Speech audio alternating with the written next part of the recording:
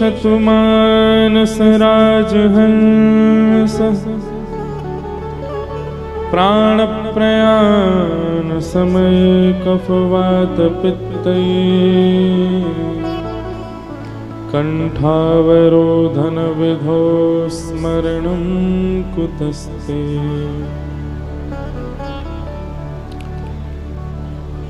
लक्ष्मीनाथ समारंभां नाथयामुनमध्यमाम् अस्मदाचार्यपर्यन्तां वन्दे गुरुपरम्पराम्। जय जय श्री राधारमण, जय जय नवल किशोर, जय गोपी चित्तचोर प्रभु, जय जय माखन चोर। गोविंद गोविंद गाइए रे भजो, राधे गोपाल कृष्ण गाइए।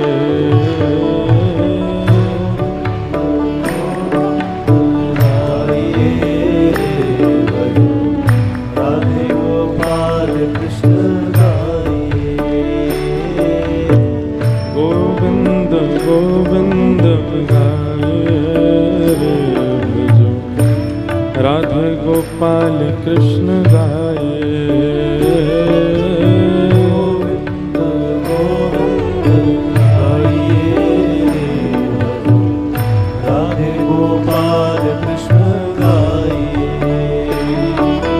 गोविंद गोविंद गाइए रे भजो, राधे गोपाल कृष्ण गाइए। गोविंद गोविंद गाइए रे भजो, राधे गोपाल कृष्ण गाइए।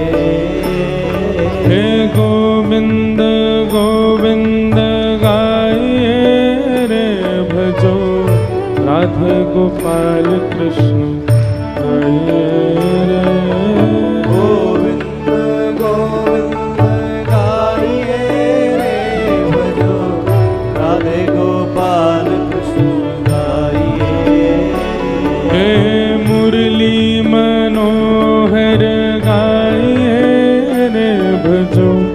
राधे गोपाल कृष्ण गाइए।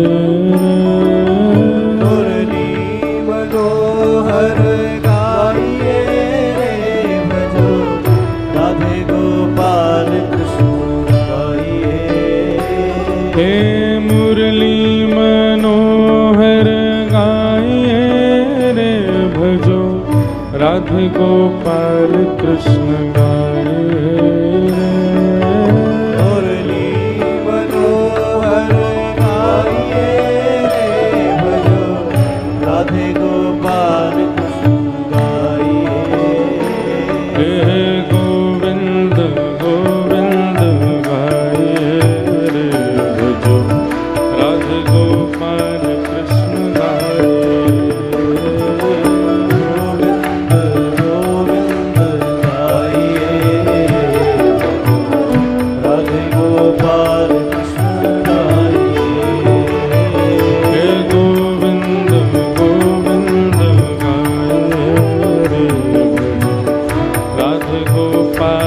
कृष्ण गाइए। गोविंद गोविंद गाइए राधे गोपाल कृष्ण गाइए। हे गोविंद गोविंद गाइए रे भजो, राधे गोपाल कृष्ण गाइए।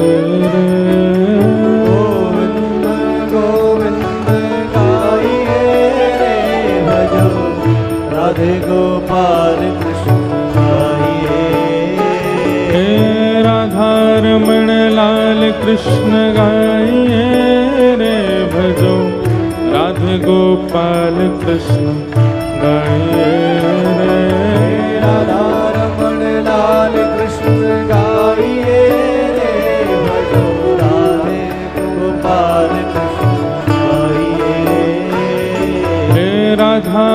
वल्लभ लाल कृष्ण गाइए रे भजो राधे गोपाल कृष्ण गाइए रे। राधा वल्लभ लाल कृष्ण गाइए रे भजो राधे गोपाल कृष्ण गाइए। गोविंद गोविंद गाइए रे भजो राधे गोपाल कृष्ण गाइए।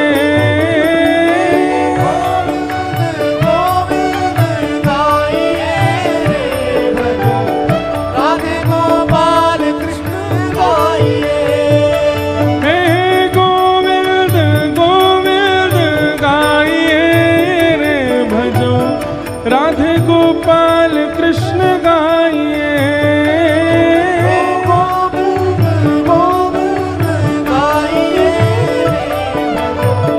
राधे गोपाल कृष्ण गाइए।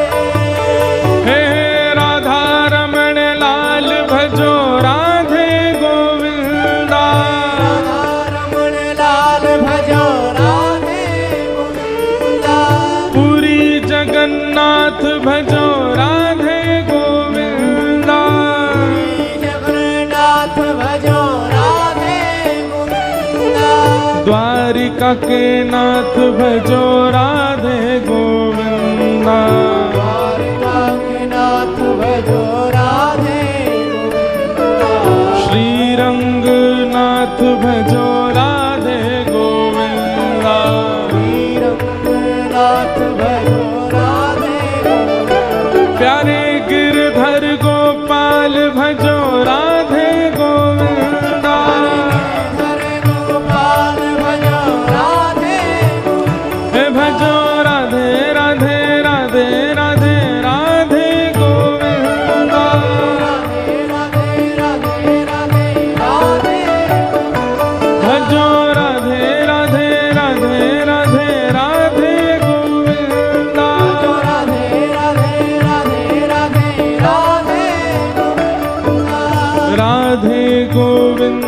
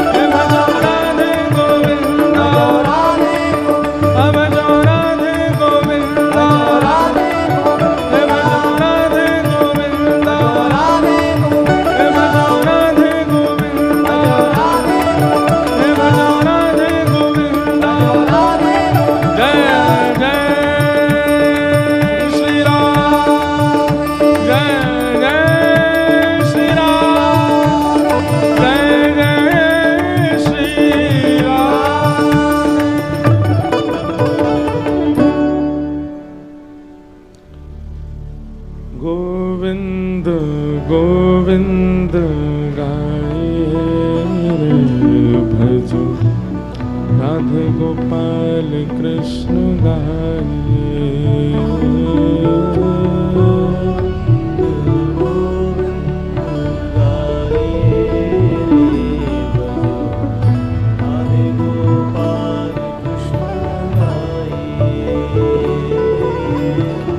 गोविंद गोविंद गाइए रे भजो राधे गोपाल कृष्ण गाइए रे गोविंद गोविंद गाइए रे भजो राधे गोपाल कृष्ण गाइए हे गोविंद गोविंद गाइए रे भजो राधे गोपाल कृष्ण गाइए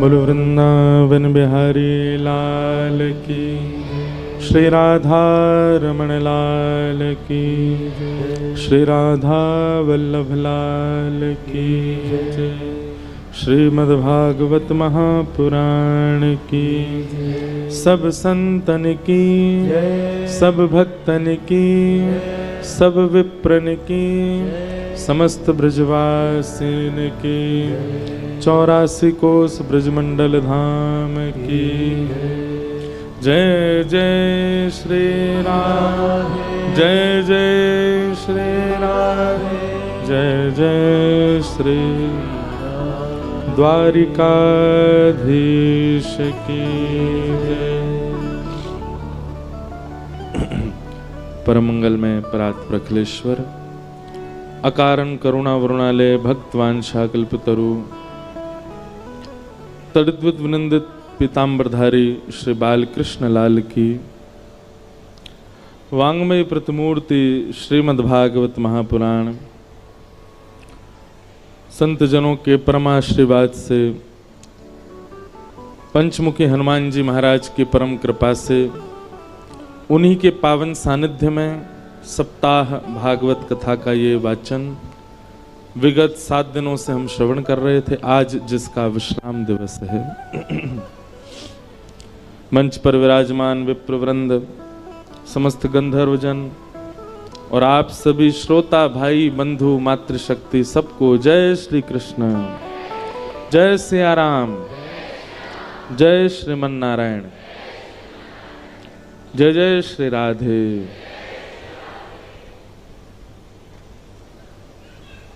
कथा का विश्राम दिवस और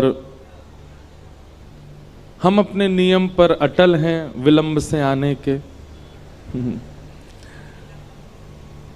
पर आज हमको जल्दी ही आना था लेकिन आज किसी से मिलने का कोई क्रम नहीं था पर फिर भी बहुत लोग आ गए और हम सुबह वापस लौट करके आए रात्रि कथा करके ही चले गए थे। हमारे मध्य प्रदेश में गौ सेवा की अलग जिन्होंने पूरे भारत में जगह रखी है ऐसे सैमली धाम श्री परम पूजनीय श्री कमल किशोर जी नागर जी के दर्शन के लिए रात्रि में गए थे। 12 बजे तो वहाँ पहुँचे।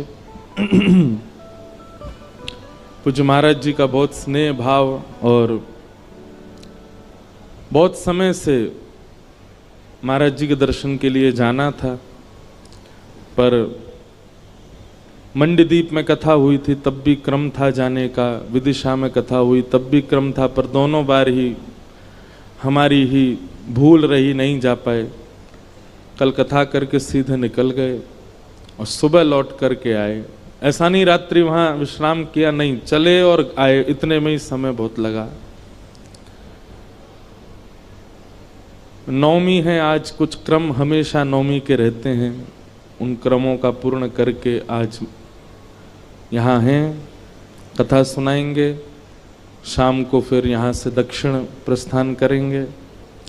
तो समय क्या बाध्यता थी, लेकिन फिर भी प्रयास किया है कि भगवद वार्ता जितनी देर हो जाए उतना आनंद है। भगवान श्री कृष्ण का विवाह रुक्मिणी जी से हुआ। लोग पूछते हैं किशोरी जी से क्यों नहीं हुआ? ऐसा नहीं है। कई बार एक्टर जो होता है ना, एक्टर को नाट्य प्रस्तुति करने वाला, उसका निज जीवन कुछ और होता है, पर मंच का जीवन कुछ और होता है। 90-99% पूरा विश्व भगवान श्री कृष्ण के मंच की लीला से अवगत है। केवल 1% ब्रज के लोग ठाकुर जी के निज लीला से परिचित हैं। सबको यह पता है ठाकुर जी ने 16,108 विवाह किए, वो सब ठाकुर जी का मंचन है। ठाकुर जी की लीला है एक मानवों को कुछ संदेश देने के लिए और कुछ क्रम वाद्य पूर्ण करने के लिए। भगवान श्री कृष्ण की लीला बंधुओं अनुकरणीय नहीं है। एक बात हमारी बहुत ध्यान से सुनना, भगवान श्री कृष्ण जो करते हैं वो आप कभी नहीं कर सकते। प्रभु श्री राम जो करते हैं वो आप सब कर सकते हो। इसलिए हमारे पूज्य पिताजी महाराज और संत जन कहते हैं, राम ने जो किया है वो करो, कृष्ण ने जो कहा है वो करो, क्योंकि कृष्ण ने जो किया है वो आप नहीं कर पाओगे। राम जी मर्यादा पुरुषोत्तम है और श्री कृष्ण लीला पुरुषोत्तम है। भगवान श्री कृष्ण ने 1000 से ज्यादा बार कहा है संपूर्ण कृष्ण लीला में कि मैं भगवान हूं, मेरी शरण में आओ। प्रभु श्री राम ने एक बार भी नहीं कहा कि मैं परमात्मा हूं। वो एक मानव को प्रदर्शित कर रहे हैं। कई लोग कहते हैं कि भगवान श्री कृष्ण ने बहुत कुछ ऐसा किया जिससे गलत संदेश जा रहा है लोगों में। मैंने कहा गलत संदेश नहीं जा रहा है, वो मानव के बस की बात नहीं है। इसलिए मानव को लगता है कि ये कैसे संभव हो सकता है। भगवान श्री कृष्ण ने राम अवतार पहले धारण करके हम सबको संकेत किया कि करणीय ये अवतार है और श्रवणीय कृष्ण अवतार है। भगवान श्री कृष्ण कहते जो हैं वो करना है, उनकी करनी आप नहीं कर सकते।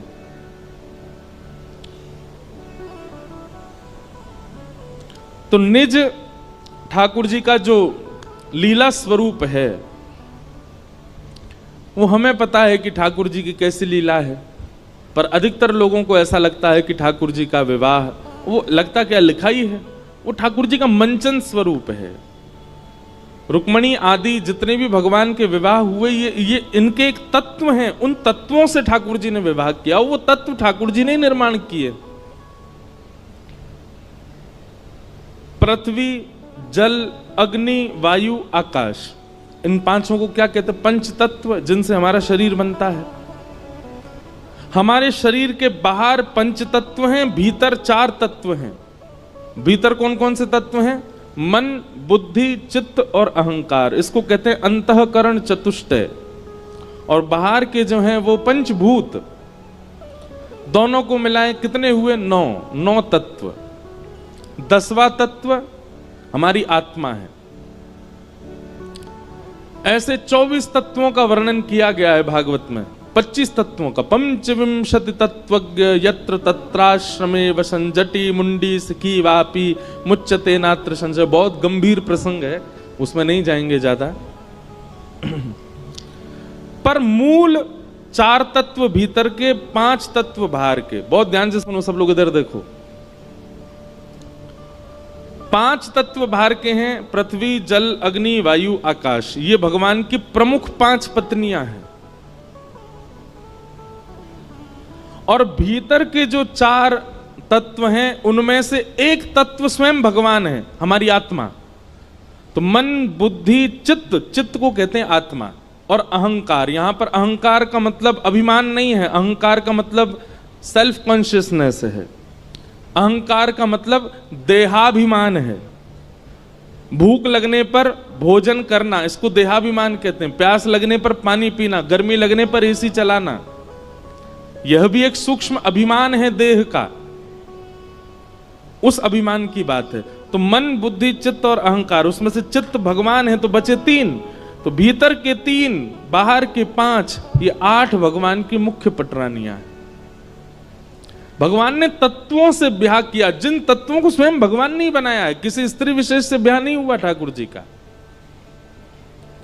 सबका तत्व है। रुक्मणी जी अग्नि तत्व हैं, सत्यभामा, जाम्बती आकाश तत्व हैं, सत्यभामा पृथ्वी तत्व है। इसीलिए कथा आती है कि भौमासुर नाम का राक्षस जिसको भगवान ने मारा, वो भूमि का बेटा है, पृथ्वी का बेटा। तो जब उसका जन्म हुआ भौमासुर का, तो ज्योतिषियों ने बताया कि इसको तो भगवान मारेंगे, भूमि भगवान की पत्नी है। तो भूमि ने भगवान से प्रार्थना की कि आप मेरे पुत्र को कभी मत मारना। भगवान बोले जब तक तुम नहीं कहोगे तब तक नहीं मारेंगे।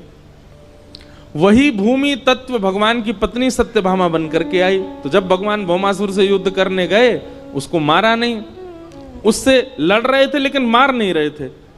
तब रथ में बैठी हुई सत्यभामा ने चिल्ला करके कहा, नाथ इसको मारते क्यों नहीं हो? तब भगवान ने उसको मारा। बोले हम आपसे सुनना चाह रहे थे। तो भूमि तत्व कौन है? सत्यभामा। जल तत्व कौन है? यमुना जी, कालिंदी। इस प्रकार अष्ट पत्रानियां भगवान की अष्ट तत्व हैं, जिनको भगवान ने ही बनाया। केवल लीला के लिए भगवान ने उनको स्त्री रूप बना करके ब्याह किया। इस प्रकार भगवान के मुख्य अष्ट ब्याह हुए। इनमें से एक ब्याह भगवान का उज्जैन में हुआ, और उज्जैन में जिनसे ब्याह हुआ उनका नाम था मित्रविंदा। मित्रविंदा के साथ ठाकुर जी का ब्याह हुआ। इस प्रकार अष्ट ब्याहों का क्रम बताया। भौमासुर नाम का दैत्य था, उसके यहाँ 16,100 राजकुमारियां बंधी थीं। भगवान ने उनको जाकर के मुक्त किया।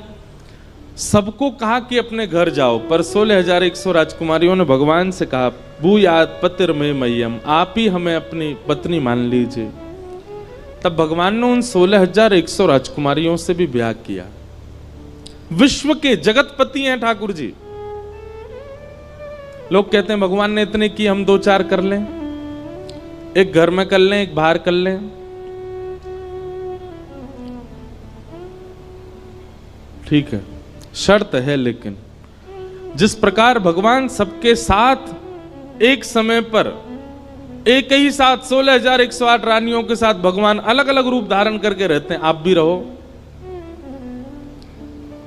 एक पत्नी इंदौर में रहे, एक भोपाल में रहे, आप भी दोनों जगह एक ही समय पर रहो तो कर लो ब्याह।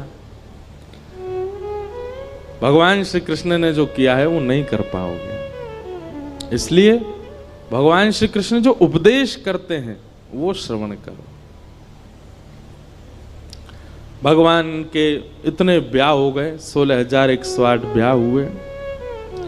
तत्पश्चात भगवान की दिनचर्या, ग्रहचर्या, इन सब की कथा बताई गई। एक नृण नाम का राजा था। वो नृण राजा रोज दान करता था। एक बार उससे एक भूल हो गई कि एक ब्राह्मण को उसने 10 गैया दान करी। उनमें से एक गैया भाग करके आई और राजा की गौशाला में फिर से आकर के खड़ी हो गई। अगले दिन राजा ने 10 गैया फिर दान करी, तो जो गैया का पहले दान कर चुका था उसी का दोबारा दान कर दिया। दूसरा ब्राह्मण 10 गैया लेके जा रहा था। पहला ब्राह्मण 9 में से एक गैया को ढूंढ रहा था, और ढूंढता ढूंढता उसने दूसरे ब्राह्मण के यहाँ गैया को देखा। दोनों ब्राह्मणों में विवाद हो गया। राजा निष्कर्ष नहीं निकाल पाया, इसलिए ब्राह्मणों के कोप से राजा को गिरगिट बनना पड़ा, कृकलाश्य। भगवान ने कृपा करके उसको फिर मुक्त किया। दान बहुत सोच समझ के होना चाहिए बंधु। हमारे शास्त्रों में कहा जाता है, कुपात्र दानाच भवे दरिद्रम, दरिद्र भावेन करोति पापम, पाप प्रभावा नरकम प्रयाते, पुनर्दरिद्री पुनरेव पापी। दान बहुत सोच समझ के किया कीजिए। हर किसी को दान नहीं करना चाहिए। और आजकल तो बहुत भयावह माहौल हो गया है। दान के नाम पर कुछ भी हो रहा है। थोड़े विवेकी बनिए, कहां दान करना चाहिए इसका विचार किया कीजिए। सबसे उच्चतम दान कौन सा है पता है आपको? बताओ, सबसे श्रेष्ठ दान क्या है? ज्ञान का दान। किसी को ज्ञान देना। ज्ञान देना मतलब ऐसा नहीं कि वो, कई लोग तो मजाक में बोलते हैं ये तो ज्ञान ही बांटता रहता है, ऐसे नहीं। ज्ञान का दान मतलब किसी भटके हुए को कुछ समझा करके उसके भटकाव को रोकना, ये बहुत बड़ा दान माना जाता है। आपने उसको ज्ञान दिया, आपने उसको बचाया, आपने उसको कुछ समझाया। और ये बात हम नहीं कह रहे हैं, गोपियां कहती हैं गोपी गीत में, तब कथामृतम तप्त जीवनम कविभिरीडितम कल्मषापहम् श्रवणमंगलम्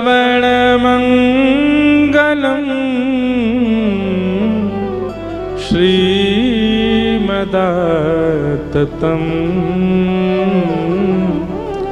भुवि गृह्णन्ति ते भूरिदा जनाः। गोपियां कहती हैं इस संसार में सबसे बड़ा दानी यदि कोई है तो देखो, हम अपनी प्रशंसा नहीं कर रहे हैं, पर आपको जानकर के आश्चर्य होगा कि संपूर्ण श्रीमद् भागवत में वक्ताओं की प्रशंसा केवल एक ही बार की गई है, और वो भी ब्रज की गोपियों ने की है। वक्ताओं की प्रशंसा नहीं है। सब जगह श्रोताओं की महिमा, श्रोताओं की प्रशंसा, श्रोताओं का यश। वक्ताओं की केवल एक जगह प्रशंसा है, और वो है गोपी गीत में। और इतना ही नहीं, गोपी गीत में गोपियां प्रशंसा करती हैं, और फिर अगला गीत गाया भ्रमर गीत, उसमें फिर गालियां भी देती हैं वक्ताओं को। गोपियां कहती हैं त्रिलोकीनाथ को शब्द की पुड़िया में बांध करके सबको दान कर देते हैं ये वक्ता, सबसे बड़े दानी है। ब्रह्मांड नायक को शब्दों में बांध करके सबको दे देते हैं। बिना वैकुंठ के, बिना वृंदावन के, बिना अयोध्या के, बिना सरयू तट के, बिना यमुना तट के श्री कृष्ण का साक्षात्कार करा देते हैं वक्ता, सबसे बड़े दानी। गोपियां कहती सबसे बड़ा दान क्या है? आप कथा सुनते हैं, कथा सुनने के बाद जब जाएं तो जो कथा में नहीं आए उनको जाकर के सुना दो कि आज हम क्या सुन के आए या हमने क्या प्राप्त किया। लेकिन एक बात याद रखिएगा, शास्त्रों में 10 नामापराध बताए गए, अपराध जो भक्तों को नहीं करने चाहिए। उनमें से एक अपराध पता है क्या है? जो व्यक्ति ठाकुर जी के यश को नहीं समझ पाता उसके सामने यश सुनाना। जो ठाकुर जी पे भरोसा नहीं करता, ठाकुर जी का मजाक उड़ाता रहता है या आध्यात्मिकता की खिल्लियां सी उड़ाता रहता है, उसके सामने जाकर के कथा की प्रशंसा करना, अपने गुरु की प्रशंसा करना, भगवत तत्व की वार्ता करना और फिर उसके द्वारा उपहास होना, ये एक अपराध है। इसलिए पहले योग्यता पहचान लीजिए, सामने वाला योग्य हो तो ही सुनाओ।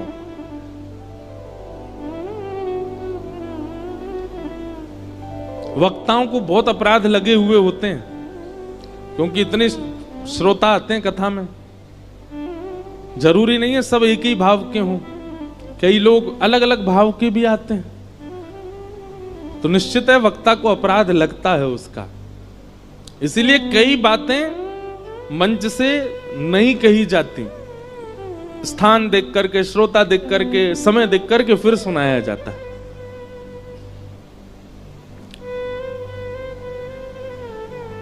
तो दान ज्ञान का अच्छा, पर दीजिए उसी को जो उसको पचा सके, जो उसको संभाल सके, जो उसको रख सके। बीज को कहीं भी नहीं बोया जाता, सत्पात्र में ही बोया जाता है। जहां बीज अंकुरित हो सके वहीं डालते हैं हम। हर बीज का एक नियम होता है ना। अब मुझे तो इतनी नहीं आती प्लांटिंग करना, फार्मिंग करना, पर आप सब में से कोई जानकार हो, हर बीज का एक स्वरूप होता है कि वो इतनी मिट्टी में ही जाएगा तो फलेगा, इतनी धूप ही आनी चाहिए, इतना जल पड़ना चाहिए। तो ऐसे ही पात्र देख करके बताना चाहिए भगवत भावों को। ये बात आपके लिए, हमारे लिए नहीं। हम तो खुले मंच से कुछ भी कहें, ये तो कथा पंडाल है, अपराध तो लगता है, लेकिन फिर भी यह नियम है कि यहां तो सब सुनाना ही है। पर आप लोग जब एकांतिक किसी से मिलते हैं या अपने परिवार के लोगों के बीच में बैठते हैं, जो व्यक्ति ऐसा दिखता हो कि ये इस भाव को अच्छी तरह स्वीकार नहीं करेगा, मत सुनाइए, नहीं तो अपराध लगेगा। और जहां लगता है कि नहीं ये अधिकारी है इस भाव का, उसको तुरंत बताइए। सबसे बड़ा दान है।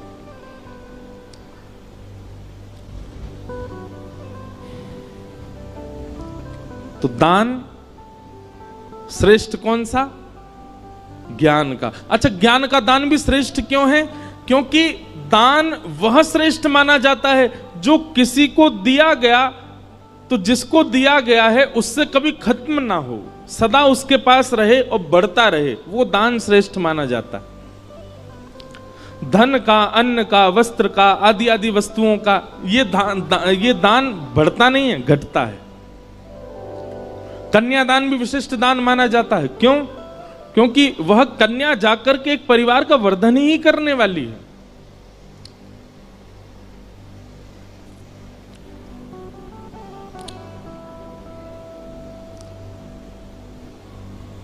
तो इस प्रकार राजा नृण की कथा बताई गई।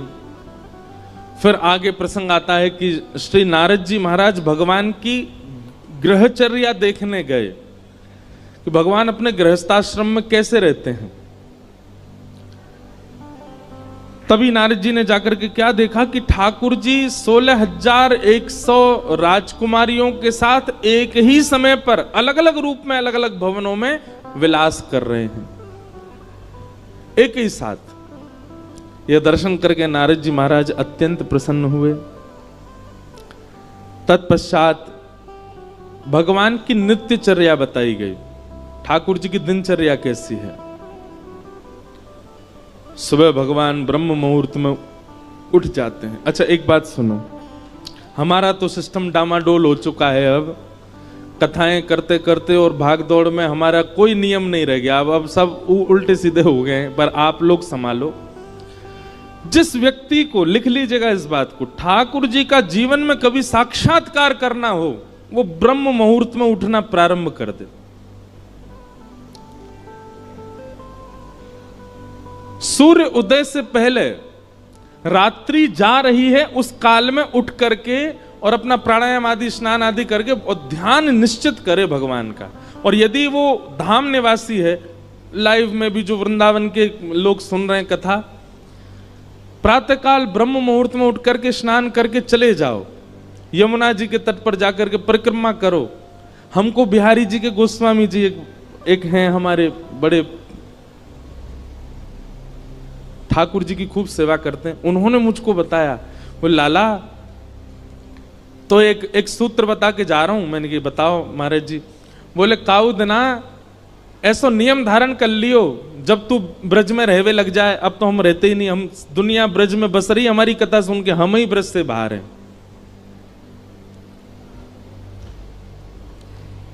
अब तो ये हालत हो गई है कि ब्रज जाने के लिए हमको ब्रज में कथा करनी पड़ती है तो हम ब्रज जा पाते, नहीं तो ब्रज से बाहर ही रहना पड़ता है। पर हमारे पूज्य श्री मलुकपीठ वाले महाराज जी को हमने एक बार निवेदन किया, मैंने महाराज जी कथाएं तो बहुत हो गई पर ब्रज छूट गया। तो महाराज जी कहते नहीं आप ऐसा मत कहिए। मैंने कहा तो महाराज जी? बोले आप जहां जाते हैं वहीं ब्रज प्रकट हो जाता है। बोले वक्ता जहां जाते हैं, कथा सुनाते हैं, ब्रज की लीला कहते हैं, वो ब्रज ही प्रकट हो जाता है। तो बोले आपको ब्रज आने की आवश्यकता नहीं, ब्रज तो आपके संग ही रहता है। तो मन को फिर आराम हुआ, शांति हुई।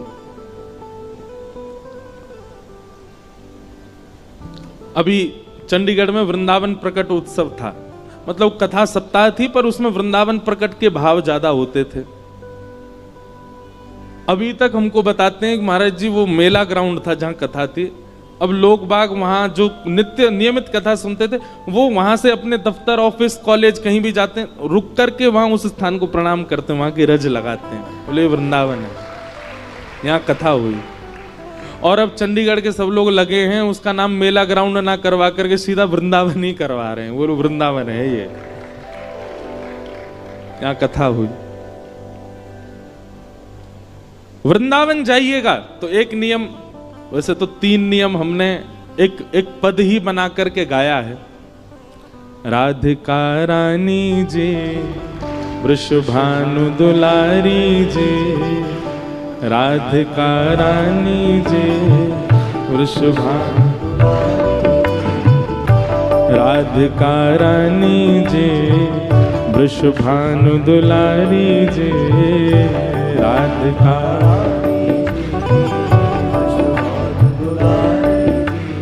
हो सुन लो अरज हमारी हमारी, रहूं ब्रज रज को उपास उपास,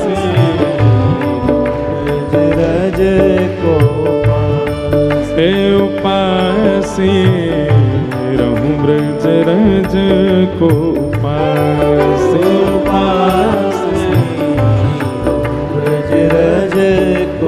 गाँव भाव से। राधिका रानी जी, वृषभानु दुलारी जी, राधिका रानी जी, वृषभानु दुलारी जी, राधिका रानी जी, वृषभानु दुलारी जी, राधिका रानी जी, वृषभानु दुलारी जी।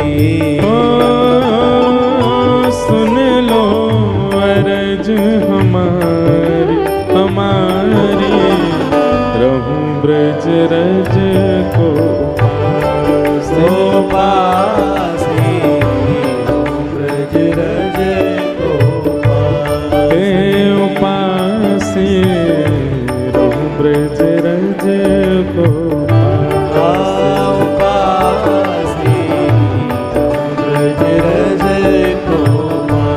वृंदावन जावे वाले को पहलो नियम ध्यान से सुनिएगा।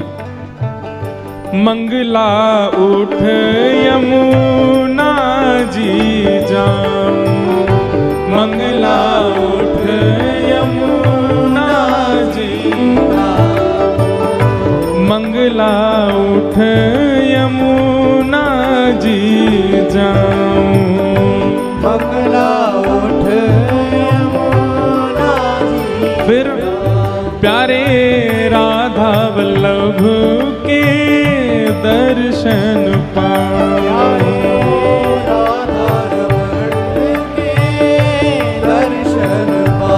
प्यारे राधा वल्लभ के दर्शन पाऊं, प्यारे राधा रमण के दर्शन पाऊं। वृंदावन जाइएगा, चाहे जितने लेट सोए हैं रात को, ब्रह्म मुहूर्त में उठ जाओ। मंगला के समय सोना नहीं है वृंदावन में। यमुना जी जाइए, यमुना जी को प्रणाम करो और सीधे राधा वल्लभ जी की मंगला आरती करिए। राधा वल्लभ के दर्शन पाऊं, राधा वल्लभ के दर्शन पाऊं। कृपा अभिलाषी जी, राधा रानी जी, कृपा अभिलाषी जी, श्री राधा रानी जी, ओ कृपा अभिलाषी जी, कीरत सुत प्यारी जी, कृपा अभिलाषी जी, कीरत सुत प्यारी जी। ओ सुन लो अरज हमारी हमारी, रहूं ब्रज रज को पास, रहूं ब्रज रज को उपास, रहूं ब्रज रज को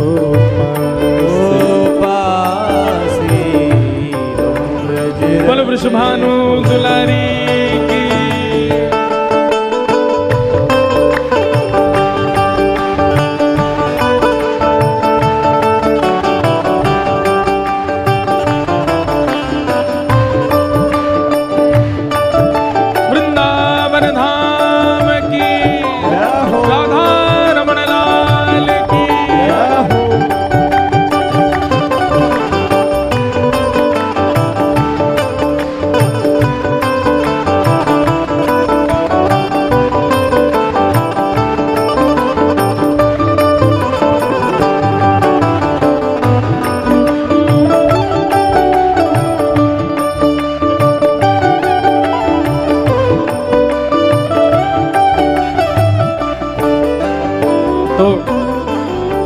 पहलो नियम कहा है, मंगला में उठ करके यमुना जी के दर्शन करने हैं। और दूसरा नियम कहा है, होटल पे नहीं खाना, रेस्टोरेंट में नहीं खाना, दुकानों पे नहीं खाना है। तो ब्रजवासिन के मधुकर पाऊं, ब्रजवासिन के मधुकर पाऊं, हे ब्रजवासिन के मधुकर पाऊं, ब्रजवासिन के मधुकर पाऊं। प्यारे राधा रमण संग नैन मिलाऊं, प्यारे राधा रमण संग नैन।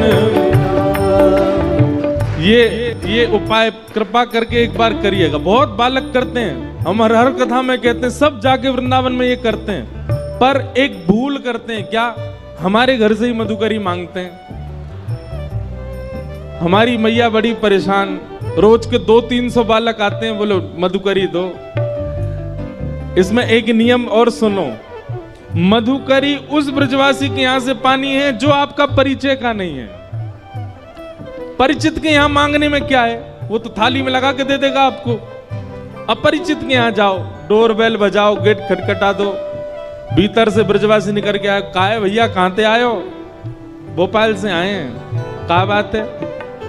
आपके घर में जो कुछ भी बना हो थोड़ा सा हमको दे दीजिए, मधुकरी दीजिए। आप कहोगे ये कैसे संभव है, हमारी कोई इमेज नहीं है, हम किसी के घर जाके मांगेंगे? अरे भैया, ये वृंदावन है, ये भोपाल नहीं है, ये इंदौर नहीं है, ये मध्य प्रदेश नहीं है, ये वृंदावन है जहां ठाकुर जी स्वयं चोरी करके पाते हैं। हम तो मांग के पा रहे हैं। ठाकुर जी तो खिड़की से घुस घुस के चोरी करके खा जाए ब्रजवासी के।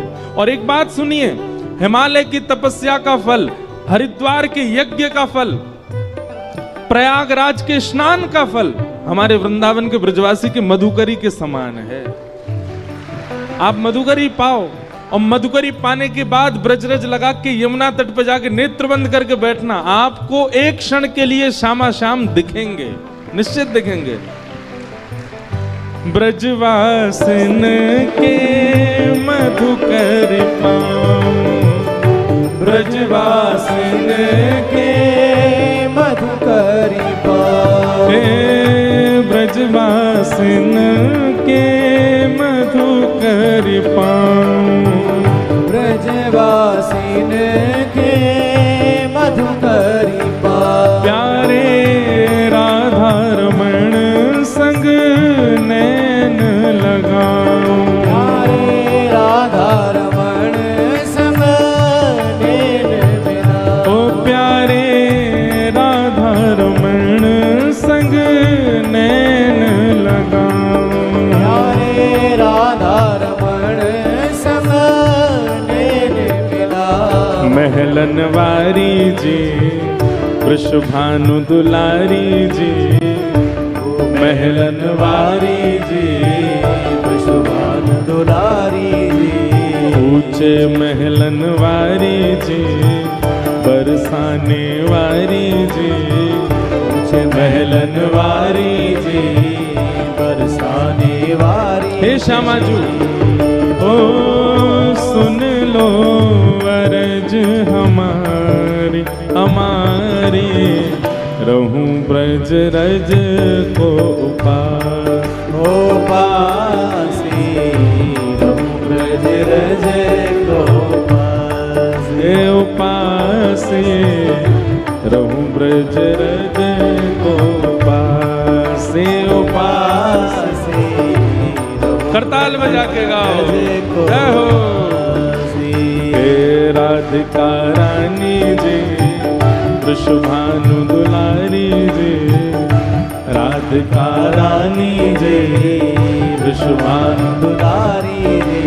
ओ सुन लो अर्ज हमारी, हमारी रहूं ब्रज रज को उपास, उपासी रहूं ब्रज रज को उपासी, उपासी रहूं ब्रज रज को पासे पासे रहूं ब्रज रज बोल वृंदावन बिहारी लाल की।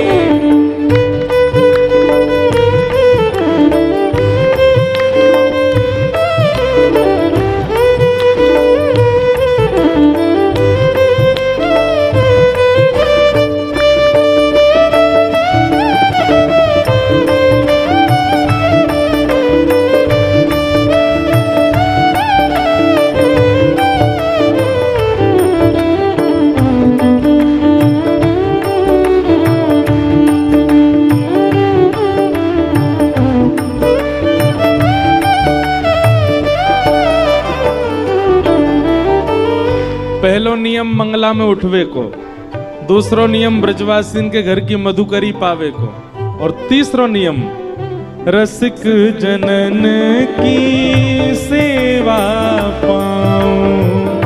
रसिक जनन की सेवा पाऊं। ब्रजवासिन की सेवा पाऊं।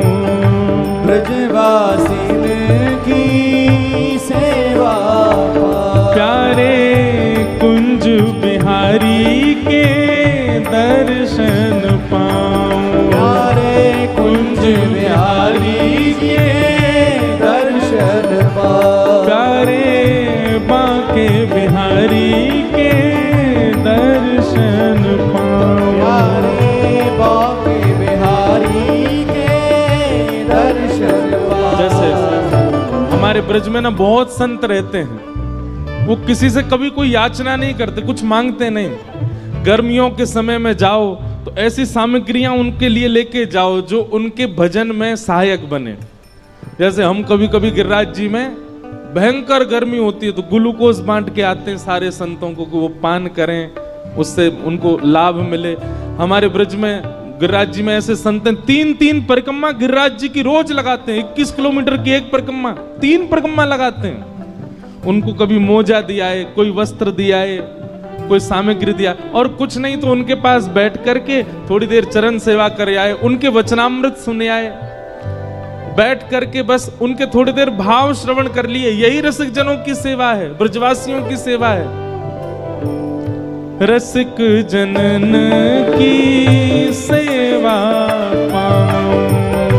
रसिक जनन की सेवा पाऊं। प्यारे बांके बिहारी संग दर्शन पाऊं। प्यारे बांके बिहारी जी के दर्शन पाऊं। ओ प्यारे बांके बिहारी के दर्शन पाऊं।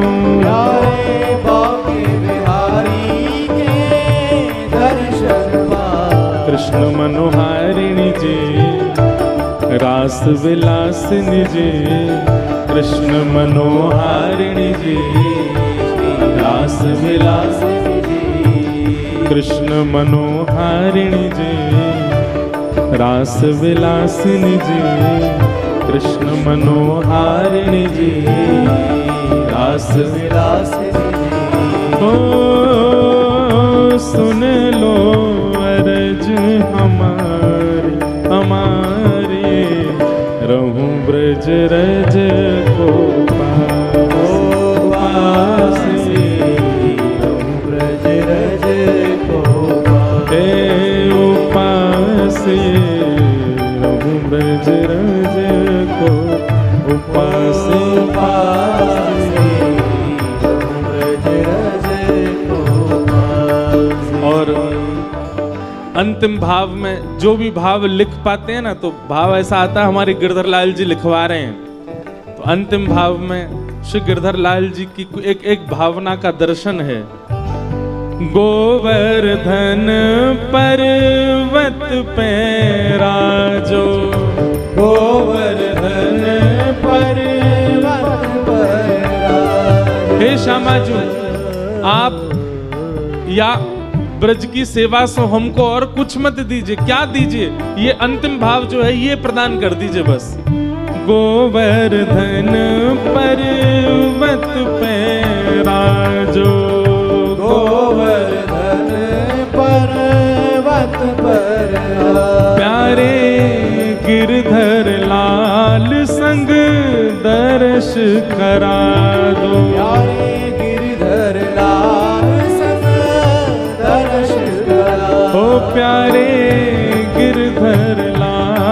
संग दर्श करा दो। प्यारे गिरधर लाल संग दर्श करा दो।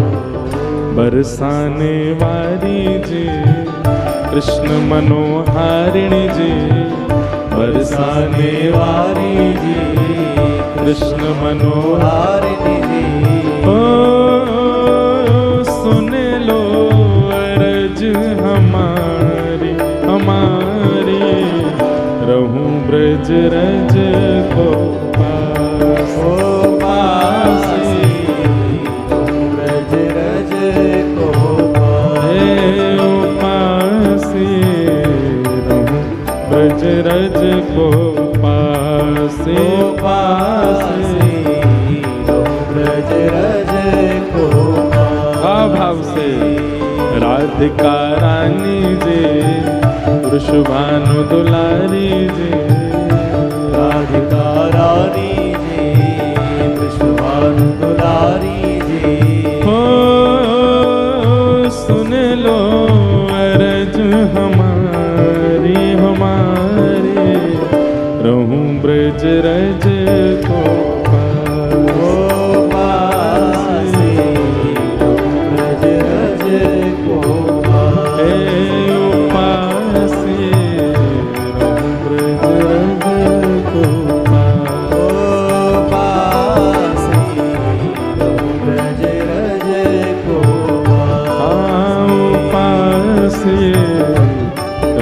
ब्रज रज को पासे पासी ब्रज रज को पासे, रहूं ब्रज रज को पासे पासे, रहूं ब्रज रज को पासे। ज्यादा नहीं, ब्रज के ये 3 नियम हैं। मंगला उत्थापन, मधुकरी सेवन और रसिक सेवा, ब्रजवासीन की सेवा। ये 3 भाव करने वृंदावन ठाकुर जी यही से प्रसन्न हो जाएंगे।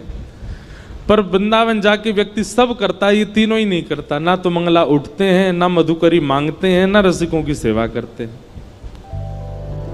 तो 3 काम कीजिए। ठाकुर जी की दिनचर्या बताई गई। भगवान सुबह सुबह उठ जाते हैं मंगला में और भगवान उठ करके फिर अपने भक्तों का स्मरण करते हैं। थोड़ी देर ध्यान लगा करके समस्त ब्रह्मांड में जितने भक्त ठाकुर जी का स्मरण करते हैं, सबका स्मरण ठाकुर जी उस समय करते हैं। तत्पश्चात भगवान स्नान आदि करके शंखनाद करते हैं और शंखनाद होते ही पूरी द्वारिका उठ जाती है। भगवान के पांचजन्य शंख की ध्वनि से द्वारिका उठती है। तत्पश्चात भगवान गौशाला जाते हैं, गौ सेवा प्रारंभ की स्वयं करते हैं श्री ठाकुर जी। गैयाओं के बीच रहते हैं, गैयाओं से स्नेह करते हैं, सब गैयाओं को स्वयं जाकर के देखते हैं। नगर भ्रमण करते हुए ठाकुर जी फिर अपनी स्वधर्मा सभा में आते हैं। सभा में आकर के मंत्री, महामंत्री, सेनापतियों की वार्ता सुनते हैं। जहां जाना, जो करना, वो सब क्रियाएं करते हैं। रात्रि में ठाकुर जी परिवार को समय देते हैं, सबके साथ बैठ करके प्रसाद पाते हैं और फिर विश्राम करते हैं। इस प्रकार ठाकुर जी के सारे नियम बताए गए दिनचर्या कैसी ठाकुर जी की। आगे राजसूय यज्ञ का प्रसंग सुनाया गया। पांडवों ने राजसूय यज्ञ किया और राजसूय यज्ञ में ठाकुर जी को निमंत्रित किया और भगवान को पत्र में ये लिख करके भेजा कि आप अकेले मत आइएगा, कम से कम 20,000 राजाओं को संग लेकर के आइएगा। ठाकुर जी विचार करने लगे 20,000 राजा कहां से लेके जाएं। तभी जरासंध, जिसने मथुरा पर चढ़ाई की थी, एक प्रकार से भगवान के नाना लगते हैं जरासंध। क्यों? क्योंकि कंस के ससुर जी हैं जरासंध, तो मामा के ससुर जी भी नाना ही लगते हैं। तो जरासंध ने 20,000 राजकुमारों को बंदी बना रखा है। ये खबर ठाकुर जी को पता चली तो भगवान ने फिर योजना बनाई, पहले जरासंध के यहाँ जाएंगे, वहां से 20,000 राजकुमारों को मुक्त करके फिर जाएंगे यज्ञ में। भगवान अपने साथ अर्जुन और भीम को लेकर के जरासंध के यहां गए। मगध नरेश, बिहार के राजा हैं जरासंध। जरासंध सामान्य नहीं था, 10,000 हाथियों का बल था जरासंध में, जिसको भगवान ने 17 बार हराया और 18वीं बार रण छोड़ करके भगवान द्वारिका भाग गए थे मथुरा से। क्यों भागे थे? क्योंकि जरासंध ब्राह्मणों को अनुष्ठान पर बैठा करके आया था कि अब की बार मैं हारना नहीं चाहिए, यदि हारा तो आप सबको जान से मार दूंगा और यदि जीता तो इतनी दक्षिणा दूंगा कि आप ब्राह्मणों को कभी किसी से मांगना नहीं पड़ेगा। तो ब्राह्मणों के हित के लिए भगवान रण छोड़ करके भाग गए। आज भगवान पुनः जरासंध के यहां जा रहे हैं, रूप बदल करके गए, भेष बदल करके गए, अर्जुन, भीम और भगवान। जरासंध का नियम है कि वो ब्राह्मणों को मुंह मांगा दान देता है, क्योंकि ब्राह्मणों के आशीर्वाद से जीता था।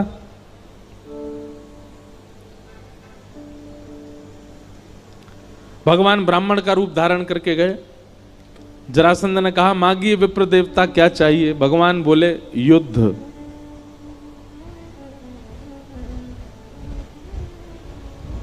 जरासंध बोला, मोल महाराज क्षमा कीजिएगा, ब्राह्मण दुनिया की कोई भी वस्तु मांग सकता, युद्ध नहीं मांग सकता। और यदि ब्राह्मण युद्ध मांग रहा है तो इसका मतलब वो ब्राह्मण नहीं है, निश्चित ही वंश में कहीं दिक्कत तो है। ब्राह्मण का युद्ध में रुचि नहीं होती।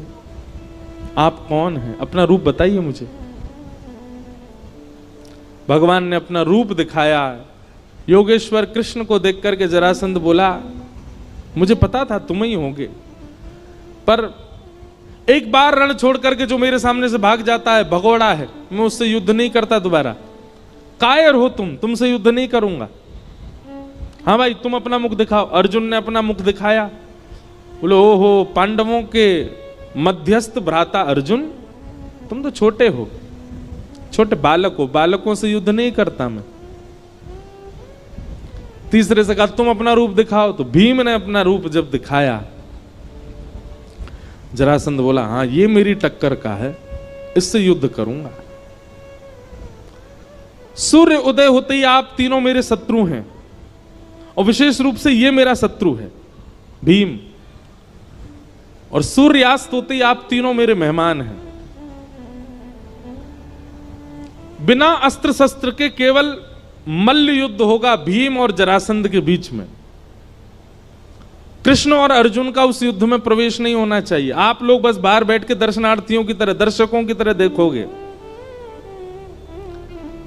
भीम बोला, ये होलिका का श्रीफल मुझे ही बनना था क्या?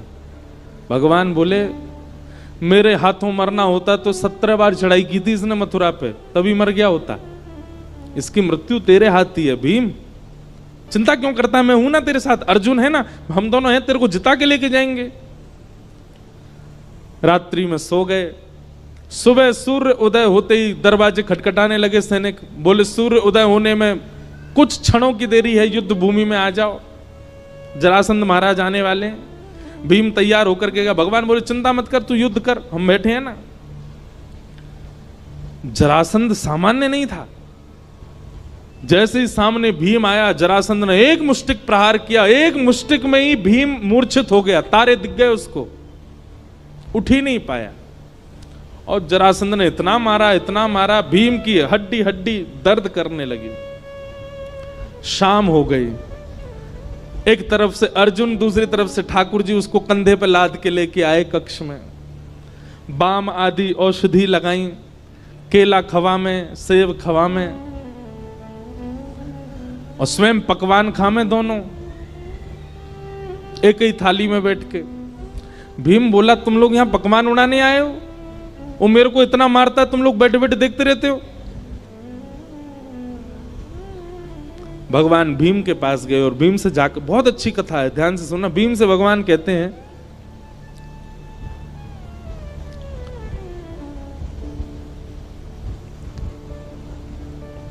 भीम, तुम युद्ध करने जाते हो, एक बार भी मेरी ओर नहीं देखते, एक बार तो देखा करो, क्या पता मैं कुछ संकेत बता दूं। अब मेरा तो युद्ध भूमि में प्रवेश नहीं है ना, मैं तो बाहर ही बैठूंगा, मेरी ओर देखा तो करो कभी कभी। भीम बोला ठीक है देखूंगा। अब इसका आध्यात्मिक अर्थ क्या है? जरासंध है मैं और आप सब जीवात्मा, भीम है मैं और आप सब जीवात्मा, और जरासंध है हमारे कर्म। हम सूर्य उदय होते ही अपने कर्मों से युद्ध प्रारंभ कर देते हैं, हम सबका युद्ध चालू हो जाता है सूर्य उदय होते ही। रात्रि में हम सब लोग विश्राम में रहते हैं, पर हम जैसे लोगों के रात में भी चलते रहते हैं युद्ध, पर एक सामान्य रूप से रात्रि में सब विश्राम में जाते हैं। रात्रि कोई किसी को तंग नहीं करता, कोई कार्य बिगड़ भी जाता है तो हम लोग कहते हैं अभी सो जाओ, सुबह देखते हैं उठ के। हमारा युद्ध ही सूर्योदय के साथ प्रारंभ हो जाता है संसार के साथ। भगवान कहते हैं इस बीच में कभी कभी मेरी ओर देख लिया करो, मेरी ओर दृष्टि डाल लिया करो। भोपाल में 365 दिन रहिए, लेकिन 7 दिन के लिए यदि कोई ब्रजवासी कथा सुनाने आया है तो आके सुन लिया कीजिए, कोई बुराई नहीं है। समझ में 10 कोई आई है, ताली सबने बजाई है। अब क्या फायदा, अब तो कथा पूरी होने वाली है, अब तो प्रतीक्षा करो 2 साल बाद आएंगे अब भोपाल, पर उससे पहले हम आसपास तो आएंगे, इंदौर आएंगे, सागर आएंगे, और कहां आएंगे, नर्मदा यात्रा पे भी आएंगे। तो अभी तो 2 साल में तो बहुत कुछ होगा, पर 2 साल बाद जब भोपाल आएंगे तब छुट्टी ले लेना, पहले ही बता देना अपना, जहां भी आप काम करते हो, जहां भी आप लोगों का कार्य है या स्कूल कॉलेज जो भी है, सब जगह बता देना हमको टाइफाइड हो गया है, 7 दिन नहीं आ पाएंगे।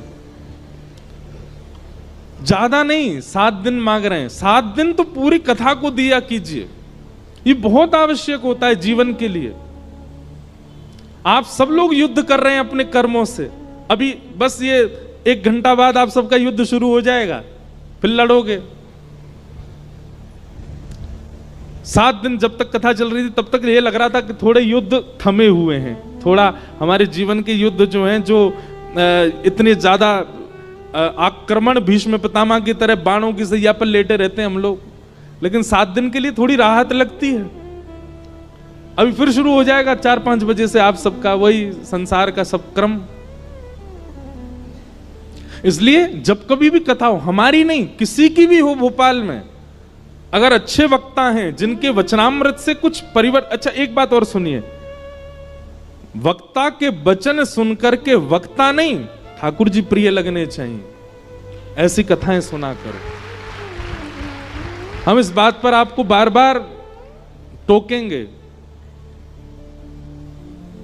बिचौलिया से लड़का का गुण सुनो तो लड़का प्रिय लगना चाहिए, बिचौलिया नहीं।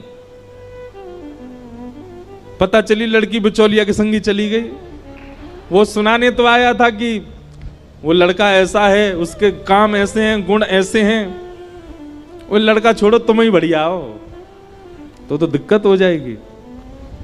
वक्ता बिचौलिया होता है, उसके प्रति आदर हो, उसके प्रति सम्मान हो, उसके प्रति श्रद्धा हो, उसके प्रति पूजनीय भाव हो, पर प्रीति तो उसकी वाणी से ठाकुर जी से ही होनी चाहिए, उससे नहीं। कई लोगों की वाणी ऐसी होती है कि उनसे प्रीति हो जाती है, नहीं, गलत है।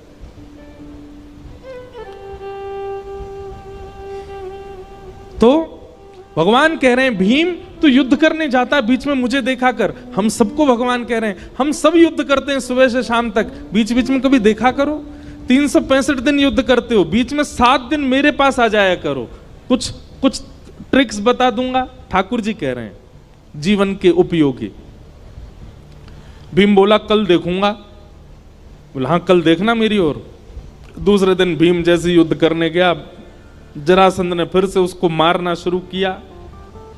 नीचे घेर के जरासंध बैठ गया भीम के ऊपर, और भीम ने दृष्टि घुमाई, ठाकुर जी केला खा रहे थे। भीम ने भगवान की ओर देखा, भगवान ने तुरंत एक पत्ता उठाया और बीच से अलग किया। भीम समझ गया मुझे क्या करना। उसने ऐसा दाव पेच खेला, जरासंध के एक पैर पर अपना एक पैर रखा, दूसरा पैर पकड़ करके बीच से उसको चीर दिया और दोनों भाग अलग करके, जैसे ही जरासंध को देखा अचेत पड़ा है, मर गया, भगवान की ओर भुजा उठाने लगा, मैं जीत गया, मैं जीत गया, मेरी विजय हो गई। भगवान बोले पीछे देख। पीछे देखा तो जरासंध फिर एक हो गया, फिर से उसने मारना शुरू किया। हाथ पांव फिर टूट गए। शाम को फिर से भगवान उसको कंधा पे लाद के ले गए, बिस्तर पे जाके लेटा दिया। भगवान अपना भोजन पानी करने लगे। भीम बोला आप लोग तो खाने आए हो, यहाँ पे कुछ करते तो हो नहीं, आनंद ले रहे हो, मैं पिटता हूं पूरे दिन। भगवान बोले तुझसे कहा था मेरी ओर देख, कल आज देखा तो था मैंने आपकी ओर। अब देखो कितनी अच्छी बात ठाकुर जी कह रहे हैं, समर्पण की भावना से देख, मैं अपने कार्य में सफल हूं, इस स्वार्थ भावना से मत देख।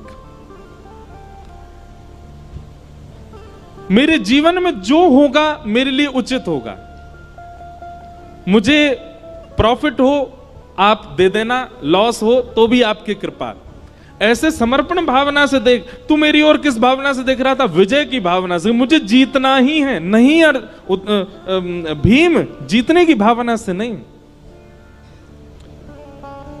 कर्म का फल क्या मिलेगा ये मेरे हाथ में निर्भर है। कर्मण्येवाधिकारस्ते, तुम्हारा अधिकार केवल कर्म पर है। मां फलेषु कदाचन, फल तो मैं दूंगा, तू केवल अपना कर्म कर। समर्पण की भावना से मेरी ओर देख, जीतने की भावना से नहीं। भीम बोला कल देखूंगा। बोला हाँ ठीक है। दूसरे दिन युद्ध हुआ और भीम ने समर्पण की भावना से ठाकुर जी को देखा। आज विजय की भावना नहीं थी, समर्पण था। नाथ, जो है जीवन सब आपका है, आप निश्चित करिए, जो आपको उचित लगे वैसा हो। समर्पण की भावना से देखा तो भगवान ने भीम को योग्य जाना और योग्य जान करके वही क्रिया की जो कल की थी, लेकिन आज उस क्रिया को करके विपरीत दिशा में फेंका। ठाकुर जी ने एक युक्ति और देखो, समर्पण की भावना से जब आप ठाकुर जी को देखते हैं और विजय की भावना से जब आप ठाकुर जी को, दोनों में अंतर क्या है? विजय की भावना में आप धैर्यवंत नहीं होते, विजय विजय विजय विजय विजय यही दिखता रहता है आपको। लेकिन जब आप समर्पण की भावना से देखते हैं तो आपका चित्त शांत होता है, आपका चित्त धैर्यवंत होता है। और धैर्यवंत होकर के जब आप जाते हैं तो ठाकुर जी शायद कुछ और युक्ति देना चाह रहे हैं, वो आप ग्रहण कर पाते हो।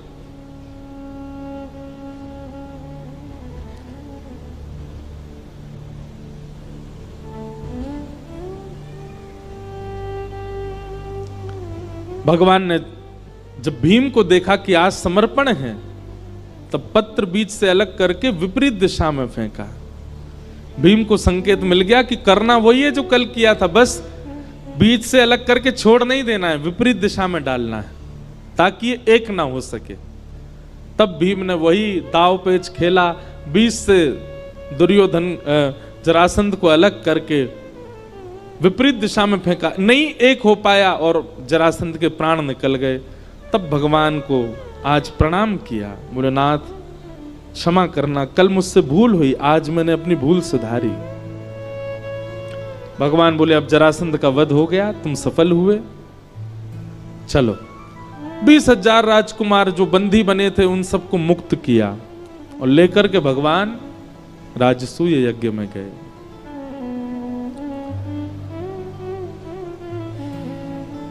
राजसूय यज्ञ में जाकर के 20,000 राजकुमारों को प्रस्तुत किया, सबको अलग अलग सेवा प्रदान की गई। ब्राह्मण देवताओं ने कहा अग्र पूजा किसकी होनी चाहिए? तब सबने प्रस्ताव किया कि अग्र पूजा तो भगवान श्री कृष्ण की होनी चाहिए। और श्री कृष्ण की अग्र पूजा हुई। सबको अलग अलग कार्य प्रदान किए गए, किसी को भोजन भंडार दिया, किसी को संतों की सेवा अगवानी दी। सिंहासन पर दूर भगवान कृष्ण बैठे थे, भगवान बोले हमको क्या सेवा दे रहे हो? बोले आप तो बैठे रहो, आपको क्या सेवा देना, आप तो राजा हो, आप तो हम सबके प्यारे हो, आप तो बस बैठे बैठे मुस्कुराते रहो, आपको क्या सेवा दें? ठाकुर जी बोले नहीं हमको सेवा चाहिए। पांडव बोले आपके लिए कोई सेवा नहीं। भगवान बोले या तो दो, नहीं तो हम खुद ले लेंगे। पांडव बोले हम तो नहीं दे रहे। तो भगवान बोले ठीक है, तो हमने ले ली सेवा। बोले कौन सी सेवा? जितने लोग यज्ञ में आएंगे सबकी पादुका उठा के रखना हमारी सेवा है। भगवान श्री कृष्ण ने। पांडव रोने लगे, बोले नहीं नाथ। बोले नहीं, अब तो यही सेवा है हमारी। और पूरे यज्ञ भूमि के बाहर बैठे हैं ठाकुर जी, और जितने संत आ रहे हैं, जितने ब्राह्मण आ रहे हैं, जितने ऋषि आ रहे हैं, जितने वेदज्ञ आ रहे हैं, सबके पादुका उठा उठा करके ठाकुर जी व्यवस्थित कर रहे हैं।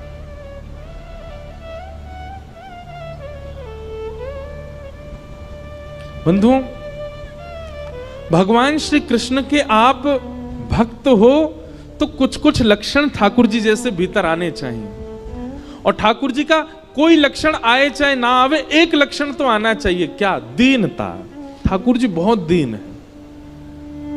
नीचे बैठने में, झुकने में, दीन बनने में ठाकुर जी को बिल्कुल संकोच नहीं होता। नेक में ही हो जाते हैं।